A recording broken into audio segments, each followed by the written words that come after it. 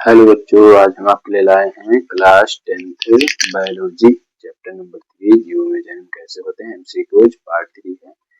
इसमें हम क्या कर रहे हैं, आपको एमसीक्यूज यानी बहुपद क्वेश्चन को नोट करा रहे हैं जो आपके बोर्ड एग्जाम के लिए हेल्पफुल होंगे। करना क्या है, आपको इन क्वेश्चनों को अच्छे से बुक में नोट डाउन करके अपनी बुक में नोट डाउन करके बार बार रिवाइज करना है और वीडियो को 2-3 बार देखेंगे तो आपको अच्छे जरूर समझ में आएगा। ठीक है, अगर वीडियो समझ में आए तो आपको क्या करना है, चैनल को सब्सक्राइब कर लेना है और लाइक कर देना है, अपने मित्रों को शेयर कर देना। ठीक है, चलिए आइए देखते हैं, स्टार्ट करते हैं।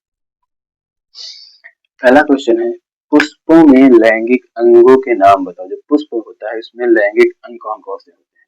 इसमें लैंगिक अंग है पुंकेसर यानी इसको कहते हैं पुमंग, स्त्री केसर यानी इसको समूह को कहते हैं जायांग। पुंकेसर के समूह को पुमंग, स्त्री केसर के समूह को जायांग। इन चारों में से कोई भी नाम आएगा। ठीक है, फिर कह रहा है स्त्री केसर के जो स्त्री केसर है इसके समूह को क्या कहते हैं? इसके समूह को कहते हैं जायांग। तो पुंकेसर के समूह को क्या कहेंगे? पुमंग। मैंने भी बताया था, समूह को पुमंग कहते हैं और स्त्री के समूह को जायांग।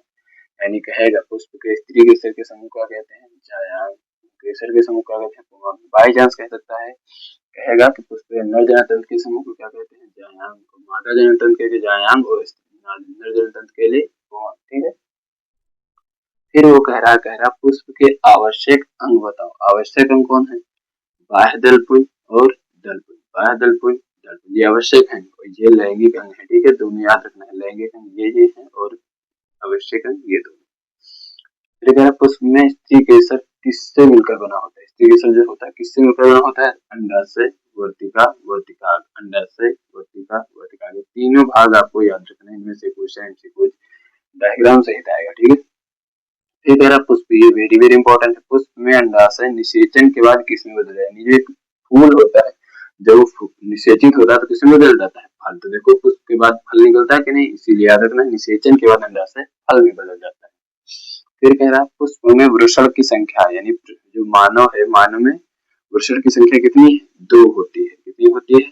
2, यानी एक जोड़ी। याद रखना है वृषण की संख्या एक जोड़ी।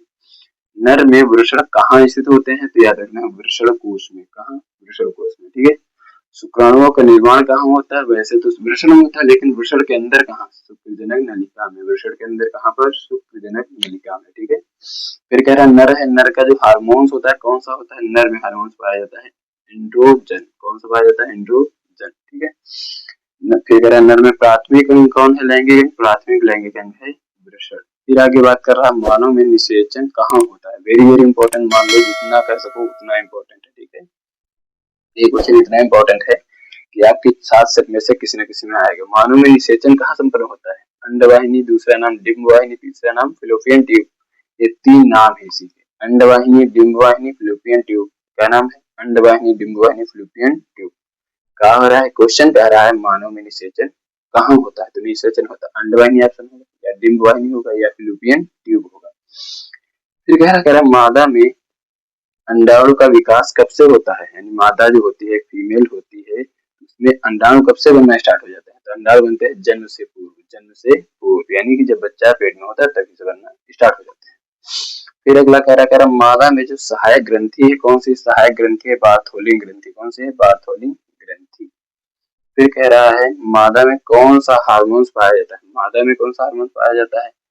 एस्ट्रोजन और प्रोजेस्टेरॉन। एस्ट्रोजन और प्रोजेस्टेरॉन, एस्ट्रोजन और प्रोजेस्टेरॉन। इन क्वेश्चनों में से आपका इतने इंपॉर्टेंट हमने दिए हैं आपको एमसीक्यूज, तो आपको अच्छे से नोट करना है। UP board, MP board, Rajasthan board, all boards में क्वेश्चन एमसीक्यूज पूछे जाते हैं। सबसे ज्यादा यूपी बोर्ड में 20 एमसीक्यूज होते हैं।